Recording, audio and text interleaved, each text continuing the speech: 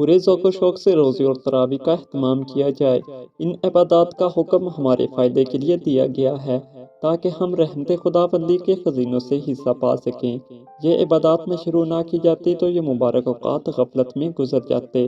اب غفلت بھی ہوگی تب بھی محرومی نہ ہوگی۔ مسجد میں تکبیر اولیٰ کے ساتھ نماز باجماعت کی پابندی کا عزم کیا جائے کہ کوئی نماز فوت نہ ہوگی نہ جماعت چھوٹے گی۔ کلمہ طیبہ کے ذکر، درود و شریف اور توبہ استغفار کی کثرت کی جائے گی۔ تلاوت قرآن پاک کا خصوصی اہتمام، نوافل میں بھی اور دیکھ کر بھی۔ قیام میں تلاوت سے ایک لفظ پر 100 نیکی اور نماز میں بیٹھ کر پڑھنے سے ہر حرف پر 50 نیکی کا ثواب ملتا ہے۔ روزے کا ایک مقصد حصول تقویٰ ہے۔ اگر گناہوں کو نہیں چھوڑا تو روزہ رکھنا گویا بے جان ہے۔ نظر کو گناہ سے بچانا، زبان کی حفاظت کرنی ہے، ہاتھ پاؤں حتیٰ کہ دل و دماغ کے گناہوں سے بھی روزے کو پاک اور محفوظ رکھنا ہے۔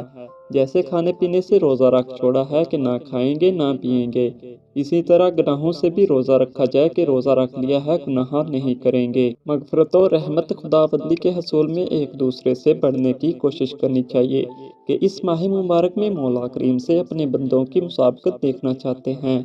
بازار اور گھریلو کاموں سے جس قدر جلدی ہو سکے فراغت حاصل کر کے زیادہ سے زیادہ اوقات مسجد کے لیے فارغ کر لینے چاہیے۔ 10 دن کے اعتکاف کے علاوہ جتنا وقت بھی مل سکے مسجد میں گزاریں۔ ماہ مبارک اگر اہل اللہ کی صحبت اور خدمت میں گزارنے کا اہتمام کر لیا جائے جیسے کہ ہمارے اکابرین کا معمول تھا۔ اپنے ملازمین کے لیے کام میں سہولت کرنا بھی مطلوب ہے۔ اپنے پڑوسیوں نیز غربا و مساکین کی خدمت اور دلداری میں بھی اس ماہ کا خصوصی اہتمام کیا جائے۔ حدیث پاک میں وارد ہے کہ وہ ماہ مبارک میں حضور پاک صلی اللہ علیہ وآلہ وسلم کا 2 سخا بہت بڑھ جاتا تھا۔ آپ چلتی ہوا سے بھی زیادہ سخی ہو جاتے تھے۔ افطاری میں غریبوں کو شریک کیجیے اور مالی تعاون بھی کیجیے تاکہ وہ اطمینان سے رمضان المبارک گزار سکے اور آپ ان کی دعاؤں کے مستحق بنیں۔ اسلام کی سربلندی، علماء و مدارس دینیہ کی حفاظت، مظلوم مسلمانوں کی حمایت و نصرت کی خوب دعائیں کی جائیں۔